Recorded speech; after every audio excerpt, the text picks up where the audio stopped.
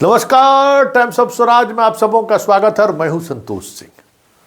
सिद्धार्थ जी, जरा इस समस्तीपुर के डीपीओ का पत्र पर गौर फरमाइए। इस पत्र के मजमून से आप समझ जाइएगा कि किस तरीके से आपका पूरा शिक्षा विभाग माफिया के हाथों में खेल रहा है। इस पत्र के मजमून से आप समझ जाइएगा कि किस तरीके से आपके आदेश को ये लोग रद्दी की टोकरी में फेंक देते हैं। इस पत्र के मजमून से आप लोग समझ जाइएगा कि जिला के स्तर पर हो क्या रहा है। यह पत्र मार्च 2024 में हाई कोर्ट में जो सुनवाई हुई थी, याद होगा, हम आपको पूरा सिलसिलेवार ढंग से हम आपको याद दिला दें कि क्या हो रहा है आपको आपका जिला में। और इसलिए हम बार बार सवाल करते हैं कि ये जो तबादले को लेकर जो गैंग सक्रिय है, वो गैंग चाहता है कि जल्द से जल्द तबादला इसलिए हो जाए कि जो भी फर्जी बहाल हुआ है वो किसी तरीके से ट्रांसफ़र हो जाएगा, तो फिर 2, 4, 5, 10 बरस खींच देगा। पकड़ा है, नहीं पकड़ा है। इसलिए हम बार बार कहते हैं कि तबादला कराने के पीछे आप पर जो दबाव बनाया जा रहा है, उस दबाव के पीछे ये सॉल्वर गैंग वाले हैं। फर्जी परीक्षा दिलाने कर नौकरी दिलाने वाला गैंग का हाथ। ये हम आपको याद दिला दें, ये सारे आपके जितने शिक्षा के मठाधीश हैं, देखिए सबको मालूम था। हम उस दौर में भी खबर चला रहे थे कि भाई जो महिलाएं बिहार से बाहर की हैं, उन्हें शैक्षणिक योग्यता में बिहार की महिलाओं को जो आरक्षण मिला है, मतलब जो सीटेट बीटेट में बाकी परीक्षाओं में जो अंक का लाभ दिया गया है, वो बाहर के शिक्षकों को नहीं दी जा सकती है। इस बात को लेकर लगातार हम खबर चलाए थे, लेकिन आपका एक भी शिक्षा पदाधिकारी इसको संज्ञान नहीं लिया। और जो लोग इस तरीके के मिले, उससे पैसा उसूला है। ये जो रजनीकांतवा है ना, आपका रजनीकांत भी माल उसूलने में इसी सब का माल उसूला है। और आज जिस वैशाली वाले पर आप कार्रवाई किए हैं, जरा पता कर लीजिए। जिस तरीका का आरोप आपने लगाया है ना, उसमें वो आरोप है ना कि शिक्षकों से किस तरीके से दोहन किया है। ये सब लोग ऐसे ही लोग हैं।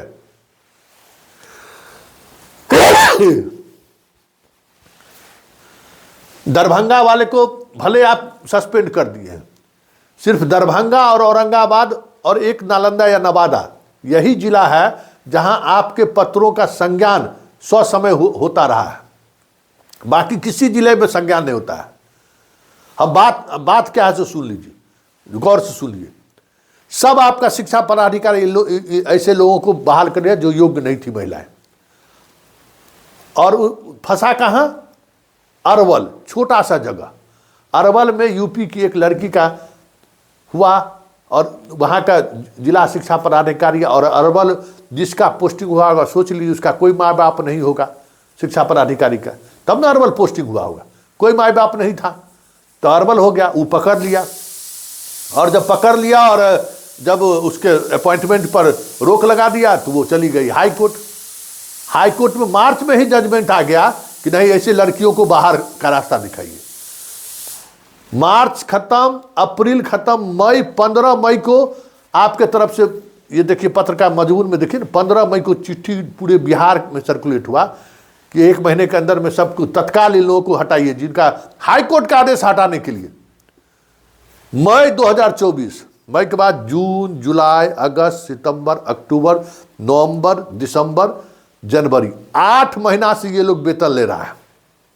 कौन जिम्मेवार है?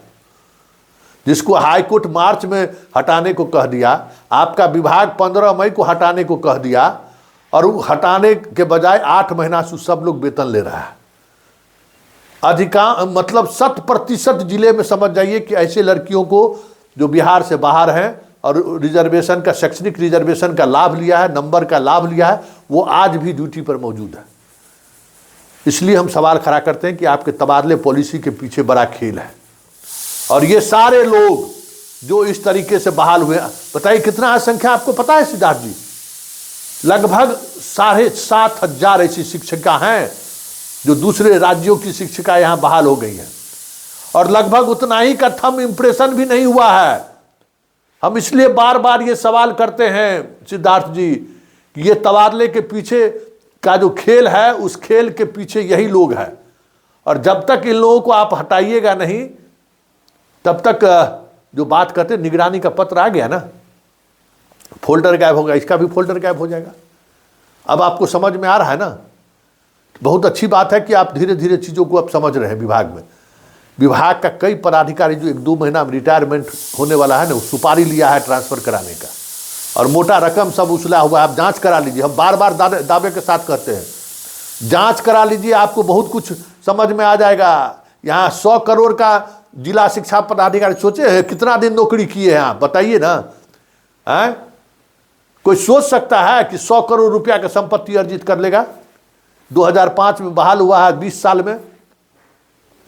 आप अपना जीवन देखिए ना, अब मियाँ बीबी दोनों आप IAS हैं, जीवन देखिए किस सरलता से आप जीवन जी रहे हैं, कितना पैसा आप अर्जित किए हुएगा।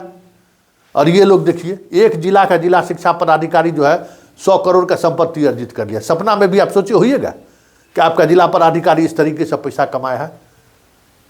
बहुत सारा लोग, अधिकतर ऐसी लोग हैं जो जिस वैशाली वाले पर कार्रवाई आज की है ना, जरा उसका निकाल लीजिए खतियान, वो क्या क्या किया है, कितना बड़ा कलाकार सब है।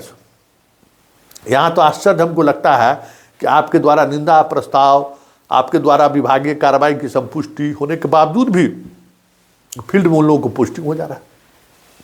कैसे पोस्टिंग हो जा रहा है?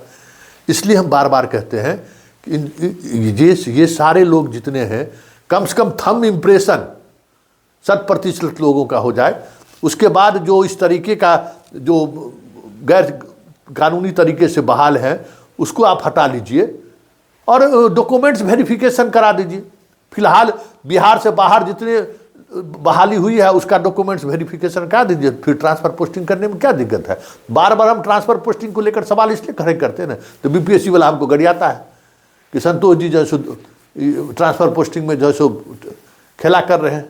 तो कब से ट्रांसफ़र पोस्टिंग के लिए हल्ला हो रहा है? टल गया ना जी, और टलेगा, क्योंकि जब तक ये लोग हटाए नहीं जाएंगे तब तक मेरा मुहिम जारी रहेगा। और ये मुहिम तब तक जारी रहेगा जब तक एक टीचर भी ऐसा बच गया, हम छोड़ेगा नहीं, कभी नहीं छोड़ेगा।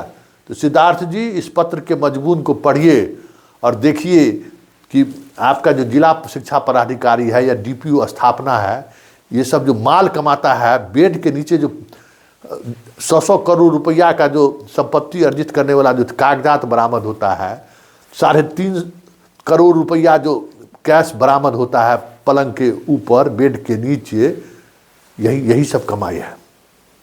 फर्जी शिक्षकों को बचाए रखो। 8 महीना का वेतन दिया, उसमें से 4 महीना का रख लेता है, हर महीना में आधा वेतन रख लेता है, 10,000 रुपया लेके छोड़ देता है। ऐसा खेला करता है जिला में। अब आप समझ लिए ना कि क्यों हम बार बार सवाल खड़ा करते हैं। ये बताइए, ये जो आपका DPO समस्तीपुर है, उस फर्जी शिक्षक जो BPSC बहाली हुआ है, कैसे मैनेज किया है सब मामला हमको नहीं पता है।